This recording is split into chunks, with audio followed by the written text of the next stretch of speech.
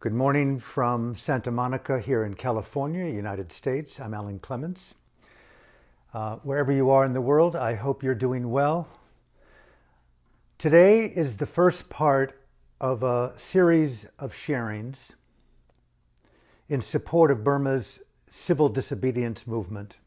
10 reasons why each of us, wherever we are in the world, irregardless of religion and language, why we can participate in Myanmar or Burma's civil disobedience movement immediately and encourage everyone in our lives to join in this second great coming of a revolution of the spirit beyond religion and nationality.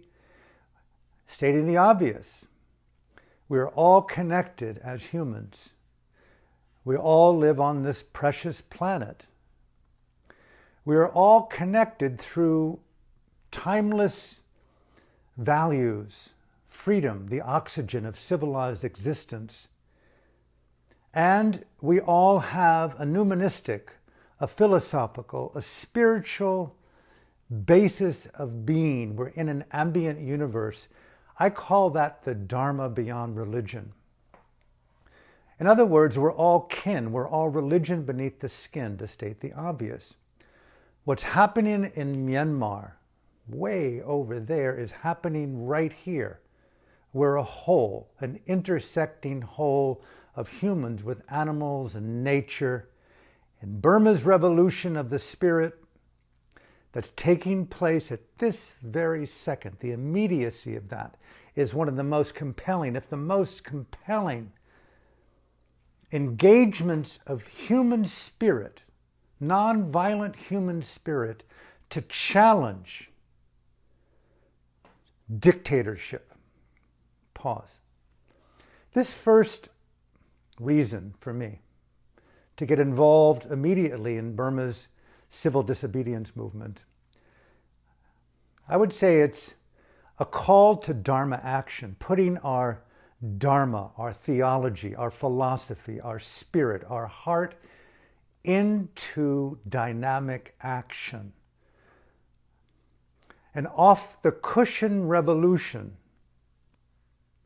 Dharma is a universal term, one of the oldest terms on the planet, from the Sanskrit tradition in India, to mean freedom, freedom of thought, freedom of speech, freedom of movement. It's unthinkable for me to lose my eyesight or my ears, my taste, my nose, my body, my mind. And if we were to lose those, how precious it would be by an act of grace to have them returned. Dharma, the freedom to participate in presence, so immeasurably sacred. The people of Burma are speaking today in their civil disobedience movement. Freedom is more important than fear. Taking our Dharma off the cushion, bringing it into the fidelity of life to support the people of Burma and to support democracy and freedom worldwide, not just for ourselves, but for the future of life. Catalyzed right now by what's happening in Myanmar. You know, if I can take my time here, just spontaneously thinking this through, and of course, with the internet often going down in Myanmar, and who knows about the continuation of these broadcasts with Facebook, may I encourage you as a creative activist, a digital activist, please, whenever you feel moved, share this particular presentation. Just keep sharing it and sharing it throughout and afterwards. It's the only way in which we and you and I can get our voices out there, unless you're on the ground in Myanmar, and to spread the good word. We are with you. We're not just on the outside. We are participating with you in this movement. You know, I hear this question very often. What will it take to get Buddhists and those who are committed or connected to Dharma in Myanmar to move into support for the freedom movement of the people in Myanmar? And I was thinking about this ancient little discourse of the Buddha, attributed to the Buddha, called the Bahiya Sutta. You may know this, but there was a famous monk or a mendicant in ancient India who had a large following and was teaching. And in the Buddhist theology, the multiplicity of dimensions, a Deva friend of his overheard Bahia teaching, and he saw that in Bahia's own mind, that psychic intuitive skill that some people have, that Bahia was overestimating his depth, his attainment, his realization. And out of good faith, out of a Kalyanamitta role, a noble friend, an alliance of the heart, he appeared before Bahia and said, Bahia, you're overestimating your understanding. Indeed, you have wisdom, but you're unenlightened. Now, that's a very radical thing to hear from someone, even among colleagues or friends or lovers or parents or teachers. How rare is it among Dharma teachers in the world or students of meditation, different traditions, Tibetan, Zen, Chan, Buddhist, whatever it may be, to basically tell your colleague, from my humble estimation, my friend, you are unenlightened. That's no longer part of the club anymore. You're out and you're vilified and you're probably just shunned permanently from now through eternity. But in the ancient texts, this particular discourse, the Bahia Sutta, is often overlooked. I find it fascinating that a friend, a Kalyanamitta, the role of someone who's noble and dedicated to freedom and truth, is willing to tell you something in the most elegant way that may not fit with your idea of things. Point being, whatever the excuses are that we have in our lives to not participate in Burma's revolution of the spirit, the civil disobedience movement, the present day planetary home of modern day Dhamma and meditation and the actualization of Satipatthana in the world. The worldwide lay mindfulness movement originated in the 1940s in Burma. Think about the word mindfulness worldwide today. Sati, mindful intelligence. Thank you very much, Myanmar, for keeping alive this ancient, truth-telling, present-time phenomena to know what you do. I met the Mingun Sayadaw, who was the chief answerer, I don't know the Pali term for it, at the Sixth Great Buddhist Council that took place in Rangoon, along with my teacher, Mahasi Sayadaw. And the two of them led this Sixth Great Council. I had the good fortune of meeting Mingun Sayadaw, Tipitaka Darja, before he passed away. He had memorized all 11,000 pages of the traditional Pali Canon, which is quite phenomenal, but he could actually answer in detail without looking at pages to refer to. And I asked him, sir, there's no chance in my lifetime will I even, stand an inch to the depth of your understanding. You're known to be a bodhisattva. You've memorized the 11,000 pages. What would you suggest that I know in essence? And he said to me, know what you do. Mindfulness is the capacity to radically, courageously confront the apparatus of delusion, conformity, ignorance, and see those things, one, for what they are, and two, to challenge them and to bring them into fidelity of insight, focus, and to see reality rightly. I find that very compelling, to know what you're doing. It's very easy to vilify right now Senior General Ming online more than he vilifies himself through his aberrant behavior. It's shocking to me that there are people around him and that he's married and has a family. I dare say, it's a polite term to say a bozo, but the things that they're coming out, we'll have free and fair elections a year from now while you're imprisoning people and arresting actors and Aung San Suu Kyi and already elected officials under a bogus 2008 military drafted constitution. And you're telling the world that we're going to believe that you're going to hold free and fair elections a year from now? Are you sociopathic and psychotic both? Is there a word for that? Immersed in a delusional paradigm, okay? It's very easy to black and white, they're wrong, we're right. But the irony of those of you who meditated and understand that when you sit in meditation, free from your preoccupation for a glimpse of your identity, your religion, your hopes, your dreams, and you just simply sit and occupy present time phenomenology, and you begin to see that a lot of what you are is not exactly what you thought you were. And you begin to see the primordial nature of how states of mind, cetasikas in the Pali language, how states of mind are primordially present in psyche and source and consciousness. Oh, what I condemn in the other, their delusion, their grandeur, their pride, their fear, their anger, you begin to see the hallucination of judgment, blame, and projection. And of course, the yogi knows, I think I'm stating the obvious, but for those who are just listening on the 10 reasons why it's important to participate in Burma's civil disobedience movement, the first one is Dharma off the cushion, yoga off the mat, a Dharma that is action-oriented. You begin to see that blame, projection, and judgment take you from the real work of beginning to see and know what you feel. Coming back to Mingun Sayadaw, the power of mindful intelligence is to courageously know the truth of what you feel, see it for what it is, know its implications. Does it lead to a profitable behavior, a profitable future? If so, cultivate it, I was told. And if you see, on the other hand, that it leads to denigration to you and to others, it's unprofitable, abandon it. That discernment of intelligence. That's why I use the word mindful intelligence. Not enough just to see it. You know, I'm not an assassin, but if you're looking through a scope and you see an enemy through your scope and you want to pull the trigger, well, you can do that mindfully. But intelligence would ask the question, is it appropriate? Is it right? Is it profitable? Is that really my enemy, or am I obedient to a propaganda that has vilified that boy or that girl or that country or that religion?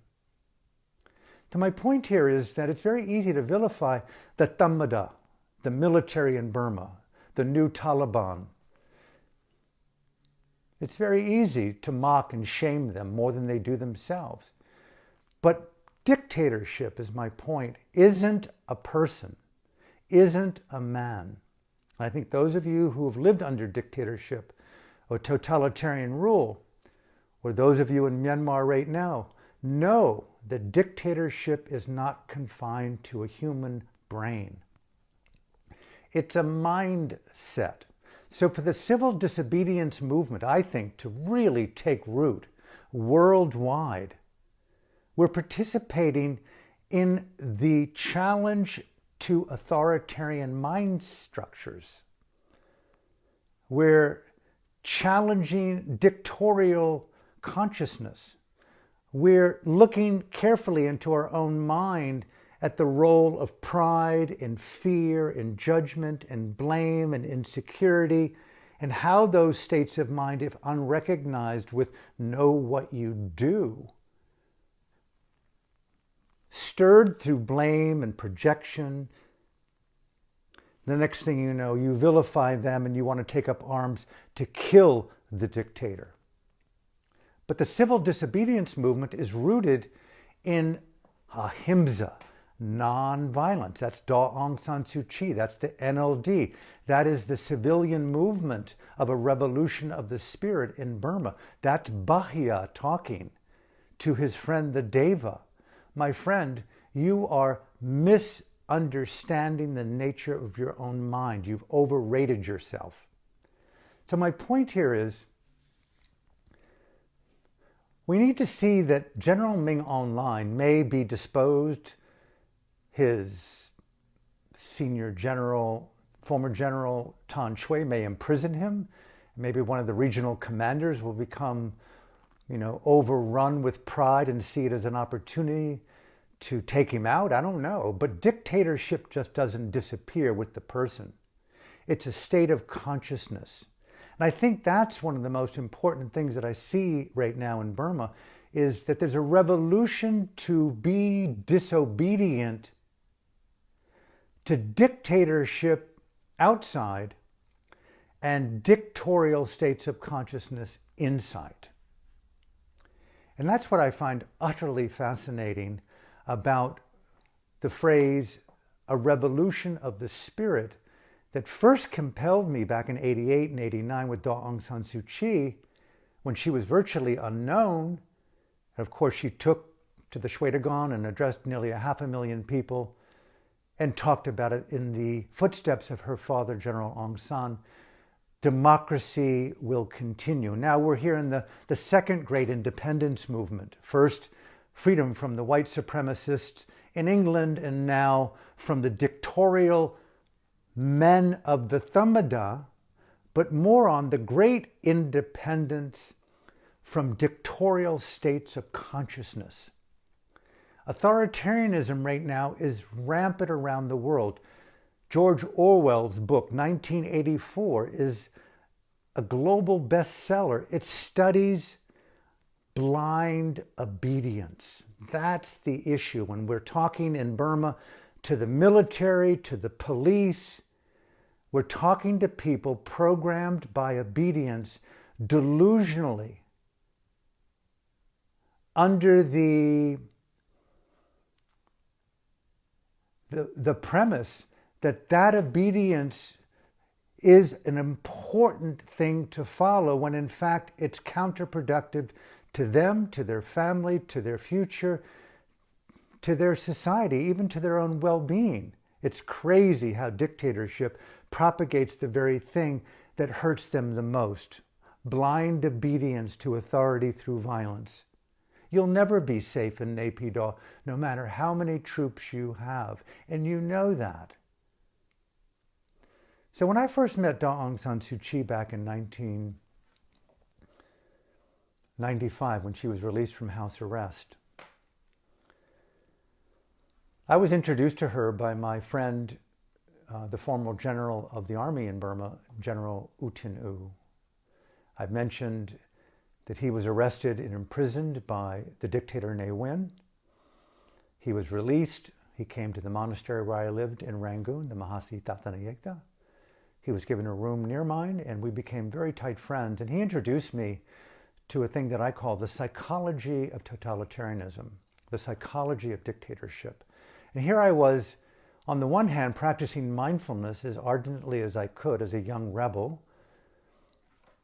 mindful of my mind, looking at my mind, watching my mind judge myself and judging the world, dogs barking, food, oil in the food, mosquitoes, heat, humidity. Will I ever get enlightened? And on the other hand, this former general of the army, under a dictator who'd been imprisoned without warning, just like Senior General Ming Aung Hlaing, he was the senior general.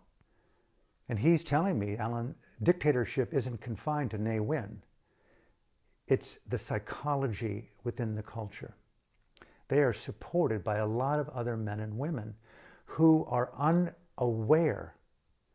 They don't know that part of their mind. I've been in prison for 6 years. I began to see my own propaganda, my own blind obedience, my own George Orwell, my own 1984.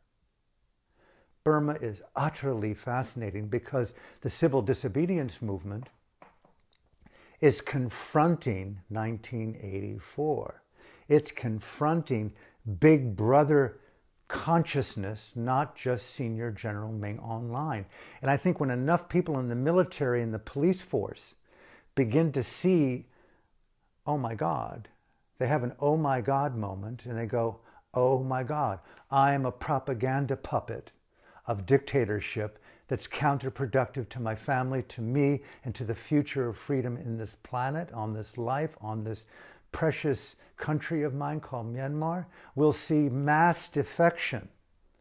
And we have to do everything we can, you on the inside and us on the outside, to show the value of what it means to be disobedient to dictatorship, which to me is the creative expression of the civil disobedience movement, is to put Dharma. Dharma to me is nothing more than freedom into action. You go back to Bahia, bear with me, this is just all made up on the spot.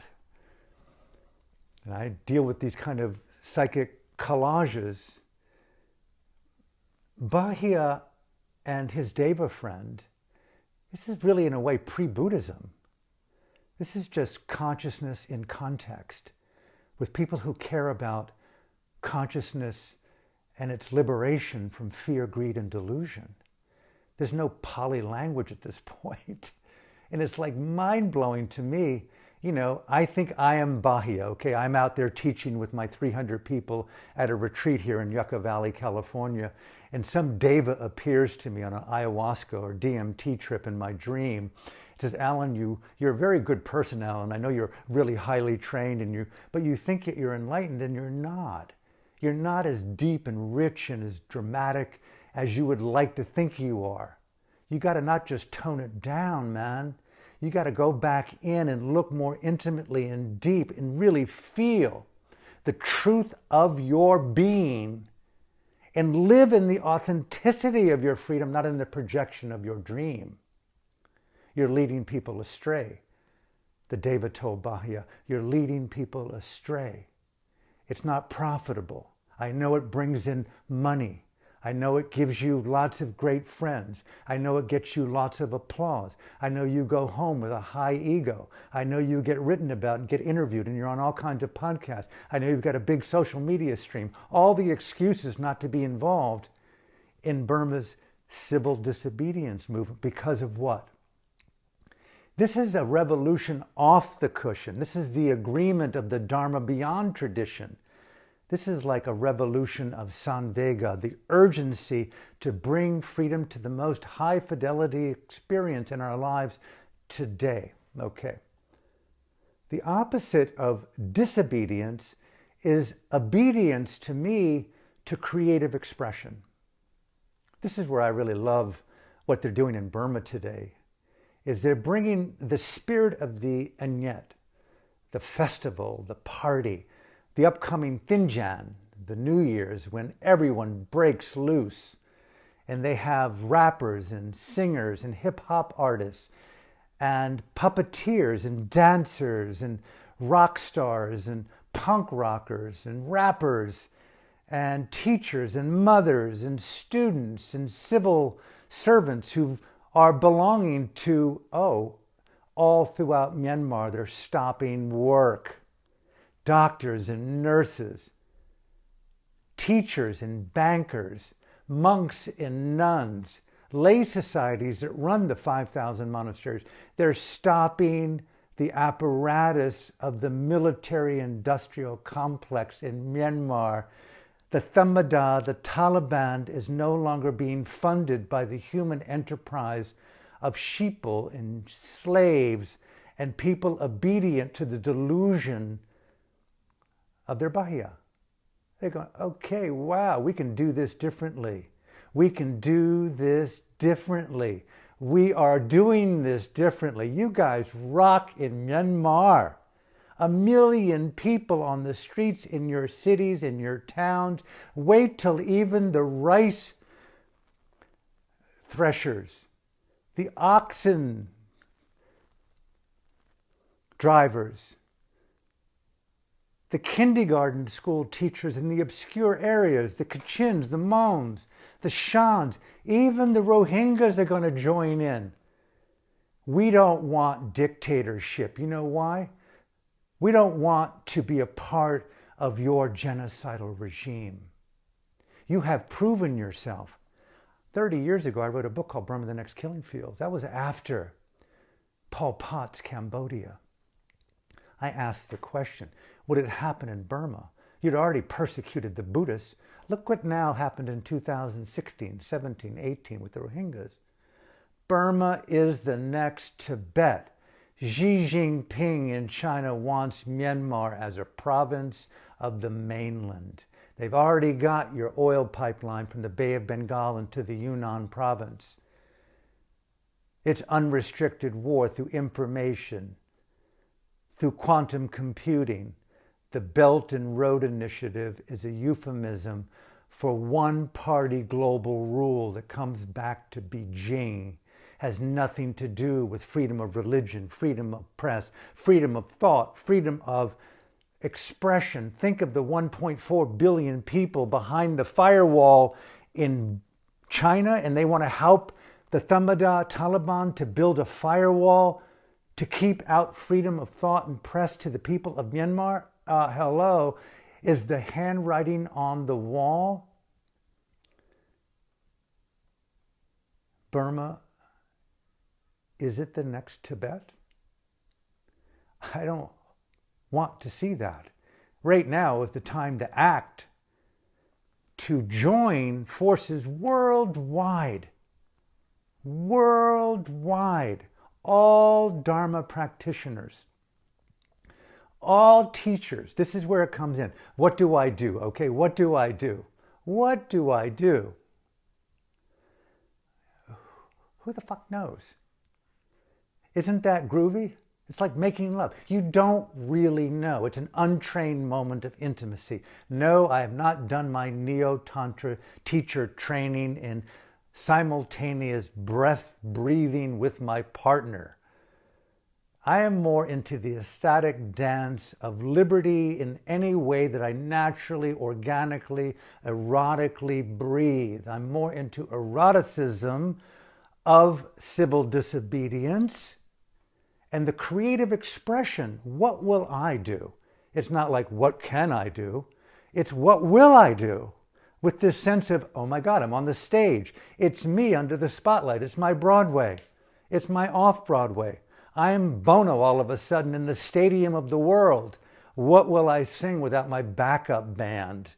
What will I sing without my rehearsed lyrics and improvisational expression? Just yesterday in Myanmar,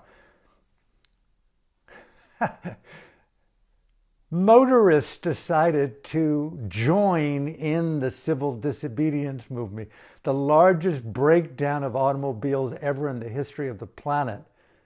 Stopped those people who are still reluctant to join the movement. You can't go to work, guys and girls. Taxi drivers who survive on 15-hour a day, slaving away in bumper to bumper. You know, in Myanmar and Mandalay, it's bumper to bumper. They're willing to put up their hood and say, you know, what the fuck? This is like the best opportunity in my life to have a liberty under the lady. Aung San Suu Kyi, the state counselor, the president, my friend U Win Tain, the elected NLD and civilians in the parliament. Guess what, Senior General Ming Aung Hlaing in the Thamada? We see you.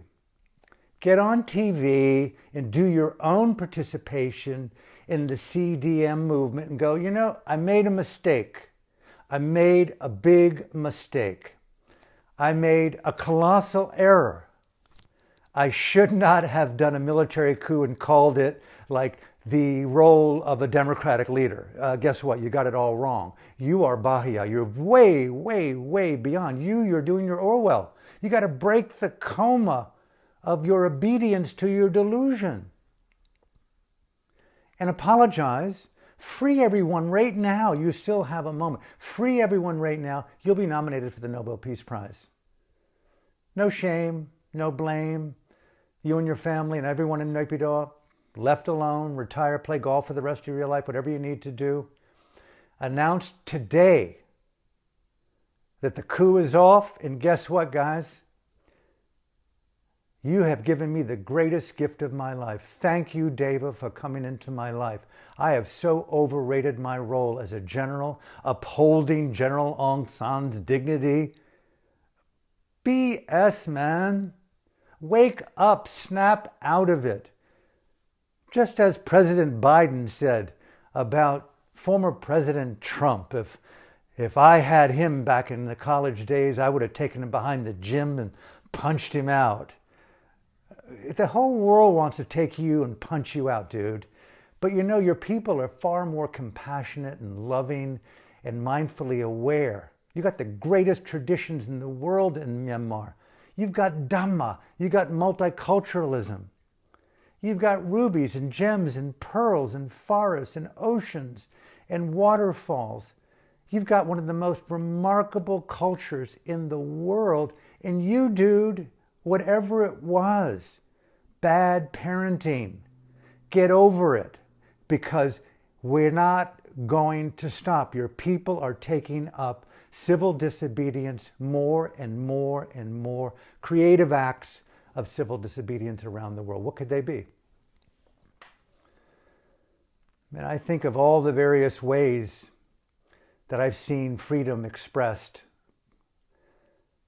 I've watched dance parties, I've participated in them, and it's like, my God, all of a sudden I'm on the side and everyone there is dancing uniquely. And I'm on the side saying, you're dancing wrong. This is how I want you to dance. That's you, Senior General Ming Online. Guess what? Your wife hates you for your conformity to fear in creating a puppet out of her, I'm sure, unless she's willing to slap you. Well, all of the people in your country and around the world are soon going to be slapping you. They don't want to harm you. They want to snap you out of your coma. When I met Daw Aung San Suu Kyi in 95,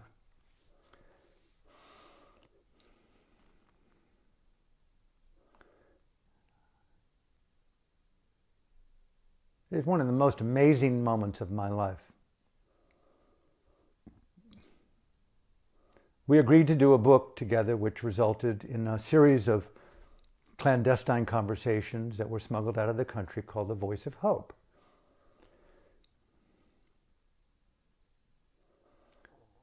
She agreed to do the book, so long as her colleagues, U Tinu and U Chi Mong, two of my mentors and friends, were included. And that she said to me, each meeting would be our first and last because we never know when we're going to be rearrested. This was in 95. Of course they were rearrested. She spent 15 more years under house arrest, U Tinu and U Chi Mong in the gulags. More to the point, I said, Dosu, let me then ask you the most important question that I have. You call what you are doing here in Burma, your struggle for freedom and democracy, a revolution of the spirit. What do you mean in essence by that phrase? And may this talk be translated into Burmese and shared all throughout the country. She's under arrest right now. She can't speak. I am going to speak for her. She said to me, Alan, you were out on the street where there were 1,000 people gathered. Every one of them there were defying the dictatorial law of no larger than 5 people could gather, or it was a crime against the state and you would be imprisoned and or tortured or both. But we had 1,000 people come out. You asked me what is the essence of a revolution of the spirit? She looked at me with heart and commitment and said, the essence is courage. The courage to know what to do that's right. To those people were behind 4 walls or were in village huts, and it took them some time to decide to join the civil disobedience movement. This is 95.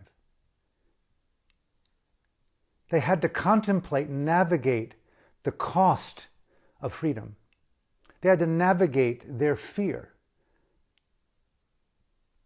the consequences to themselves and their family. She said each of those people had to overcome their fear, but I want to make this point perfectly clear. Courage doesn't mean the absence of fear. It means learning to act despite it.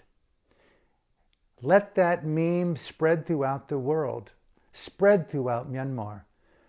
It does not mean to act only when there is fearlessness, but to learn to have the moral, mindful courage to act despite it. And she communicated a term to me that was brought to her by the late Venerable Mahasi Sayadaw U Pandita.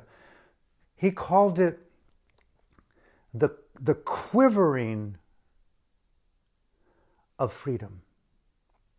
Because freedom is never secure under the threat of tyranny and rape and violence. So you have to learn, he said, to quiver, shake, feel it moving through your body. And despite that, like Mingun Seda told me, know what to do. Act. See the truth, she said. We must then learn to mindfully feel the truth. Freedom is more important than fear, right?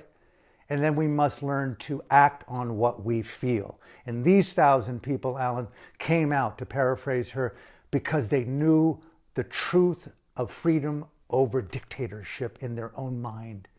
Dictators want us to fear them, cower in our home, think more about money. Think of all those motorists all over Myanmar right now, basically putting their hoods up and going, my car broke down. Civil servants nationwide cease to work. It's better for your family in the long term to stop working for dictatorship now. Money does not mean that much at this point. I'm going to get to this point. Courage, Alan, is the essence of this revolution of the spirit. The courage to care, she said, for things larger than your own self-interest. I go back to Bahia, coming to the end. Bahia was a noble man teaching people the best he could, but he was driven by an unrecognized mana or pride or ego. He became more important than his teaching. Can't see it though when you're driven by that. You get big applause by Dharma teachers, lots of students, lots of likes and swipes on Instagram and Facebook. You know, you get your marketing team and your social media mavericks that write all this stuff for you. You're a shmigigi, and you're more important than the teaching. Often you're like a flag. Whatever way the wind is blowing, you'll move that flag to stand in popularity, rather than to take a stand for the people of Burma and freedom. Their freedom and your freedom are inseparable, right? It's not an alliance to the teachers of Burma. It's an alliance to the oxygen of Dharma. Dharma is the living essence of freedom. It is a global phenomena. It is democracy in action. It's the wisdom to begin to see what the Deva told Bahia. Your Dharma is not that developed. You don't really see today in a globally interconnected world that what happens in Myanmar isn't 10,000 miles from LA. It's happening in your own heart. It's happening around the world. The Belt and Road Initiative in China, I'm not trying to stoke fear here. That dude over there in Beijing, the genocidal premier Xi Jinping, is a Stalin. That is very, very evident. There's something wrong with that dude. What he's done to the people of Hong Kong in broad daylight? Hong Kong, I love Hong Kong. How can you do that? Look what he's trying to do to Australia. They're in an information commercial war right now. It could even be a kinetic war. If you boycott the Olympics in China, we're going to sanction you. That's called bully, man. Has no respect for the integrity of your choice. This dude is not to be trusted. And his proxy boy in Naypyidaw, Senior General Ming Online in the Thamada, the Taliban of the Chinese Communist Party army. Burma, the next Tibet, get it, make 2 and 2.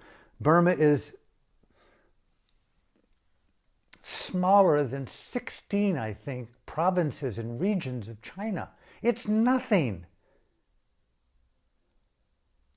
It must be stopped.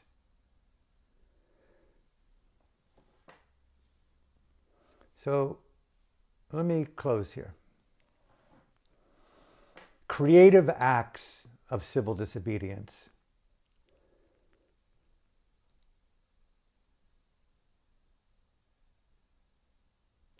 Aung San Suu Kyi concluded, she said, Alan, the people out on the street, they're risking it all. As her father said, hope for the best, prepare for the worst. She's jailed right now, along with a lot of really remarkable people. The country's held hostage. She was kidnapped. The president was kidnapped. U Tang was They're kidnapped.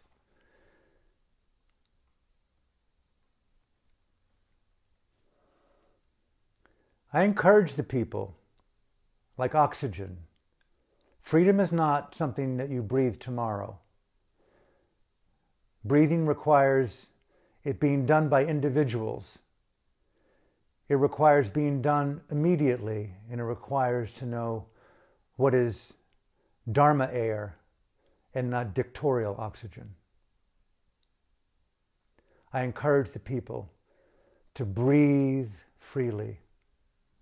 Meditation is learning to breathe freely rather than through the filter of indoctrination and pride and ego and delusion. This is where it's a statement of a yogi worldwide. What you can do, talk up. Speak up. All of us have social media threads. Simply put up on your Facebook page, I stand in solidarity to the CDM movement in Myanmar. Leave it at that. On my Instagram page, put up something. I stand in solidarity. Imagine if I were in Auschwitz and someone smuggled in something that indicated somewhere in the world that someone knew my cry and my plight, what that would mean to another day in the life of detention in a camp is unthinkable.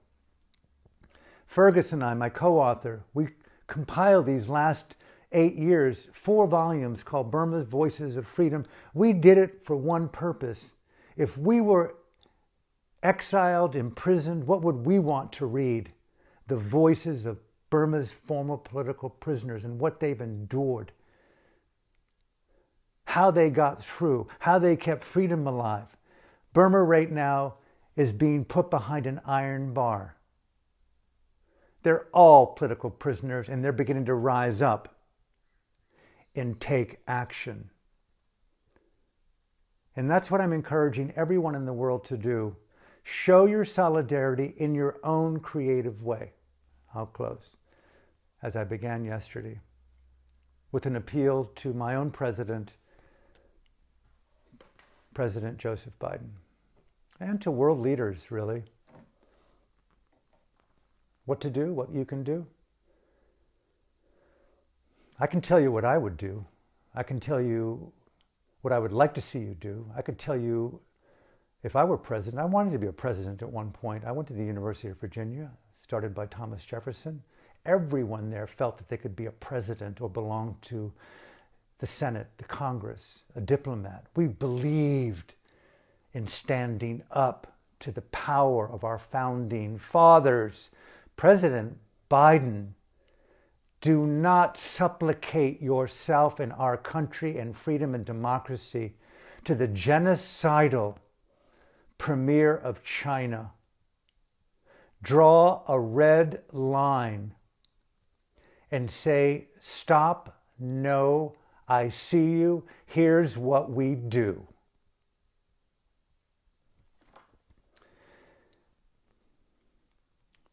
My dad was in the U.S. Navy. You've got 2 aircraft attack units in the China Sea. I think it's the Theodore Roosevelt attack unit. I think you've got the Nimitz carrier attack group over there. Leave one, okay? Send the Nimitz with those 64 FA-18 Hornet jets parked on them over to the Bay of Bengal and just park it there. And let Senior General Ming Online know that, I know that Xi Jinping and Putin are giving us weapons and moral support, and he's an authoritarian monster, and we're kind of mimicking his ways, trying to pretend it's democracy. But President Biden, act. Send the ship there. You can be sure that those Navy officers on that vessel, in that attack group, would love to stand up to democracy. Protect India, protect democracy, protect the Bay of Bengal, protect the 54 million people of Myanmar, and just simply stand in solidarity and put on the deck of that Nimitz, we stand with the people of Myanmar. Park those 64 jets in such a way that indicate we stand with the people of Burma. You're not going to threaten to take down the regime in Naypyidaw unless they begin to attack and violate the people more than they do. And guess what? That's what those weapons are for. To fight evil. But stand in civil disobedience, Dharma disobedience, naval disobedience. The conscience of our country, sir, is at stake. You talk about unity, show global unity, show stealth, show spine, show moral character. Do not supplicate yourself to the premier in China any more than the proxy Taliban organization in Naypyidaw and Burma. This is your moment, sir. Stand up. Point 2, let the people in Myanmar know that when you stop work, and we're encouraging you to stop working for the apparatus of oppression, we've got your back covered, we've got your home mortgages covered, we've got your food covered, taxi drivers, teachers, civil servants, we're going to cover your expenses through the American Embassy in Yangon. We're going to find ways to channel those funds into you, to support you in your quest for liberty here in the second great independence movement in Burma, the freedom from dictatorship. We had a white supremacist invasion in Burma from 135 years back, from the mid-1940s. The British occupied them. Let's show up for the people of Burma. They want freedom. They want democracy. Free Aung San Suu Kyi. Free the president. Free the people. Pull back your arrest warrants and bring that Nimitz attack group into the Bay of Bengal today. Please do that, sir, and let the people of Myanmar know you're financially covered. So, from my heart to yours, thank you for listening today. May I encourage you to share this as much as you possibly can to the people of Myanmar, around the world. If you have contacts with the White House, to diplomats, the United Nations, this is the time to act while there is time and there is hope. And if you know Myanmar and you can have this subtitled into Burmese, please do that for the people who do not understand English. From my heart to yours, this is part 1 of a 10-part, I'm not sure it's going to be 10-part, but 10 reasons to join Burma's civil disobedience movement now, and everyone in your life as well. Thank you.